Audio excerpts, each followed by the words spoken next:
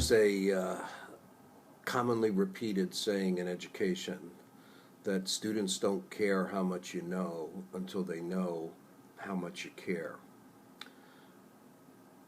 Teacher relationships with students create the footing for what's known as being a warm demander.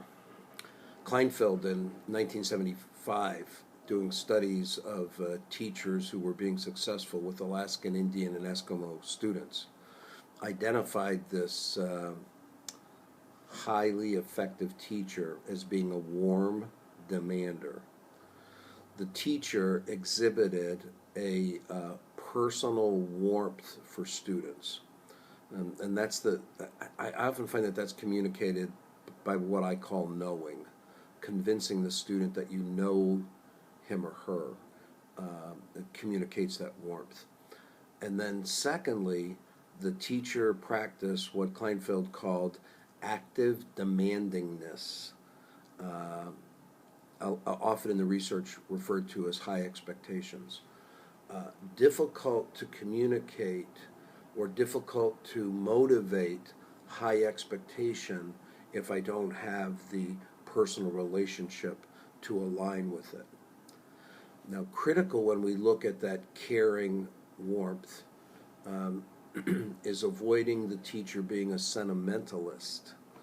And that's the teacher who practices the warmth but doesn't have the high expectations to accompany it. In Roland Barthes' writing, he explored teacher relationships. And two of the relationships that he identified, he labeled as congeniality and collegiality. When teachers are congenial, they're friendly with each other, but they don't tend to mix work with their friendships. When teachers are collegial, the relationship between teachers highly influences decisions that teachers make in their classrooms regarding their students. Congeniality, so strong, friendly relationships, can provide a footing for collegiality. And that can also create a problem.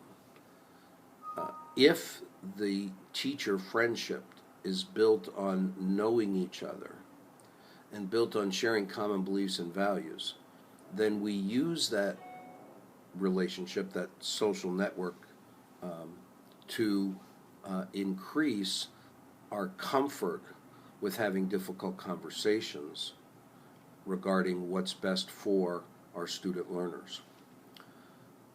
In the book, The 5 Dysfunctions of a Team, Lencioni identifies that strong teams hold each other accountable. Listen to this quote. He says, members of great teams improve their relationships by holding one another accountable, thus demonstrating that they respect each other and have high expectations for one another's performance. Sounds an awful lot like the warm demander that I've described as the teacher with students.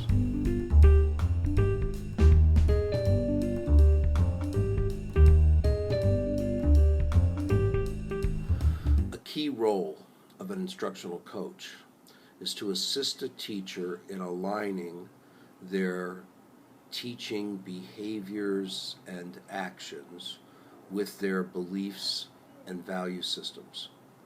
So a beginning point is to have discussions around those beliefs and values.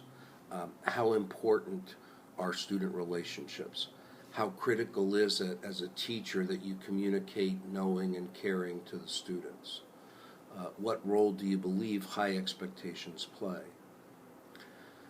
Then the second step, through observation in teacher's classroom, is to identify which teacher actions, behaviors, and practices align with the teacher's belief and reinforce the students receiving the message that the teacher wants them to get.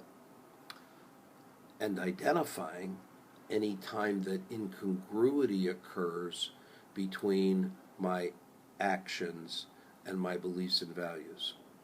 So, for example, is it possible that an unconscious nonverbal on my part defeated the encouraging words that I delivered to the student?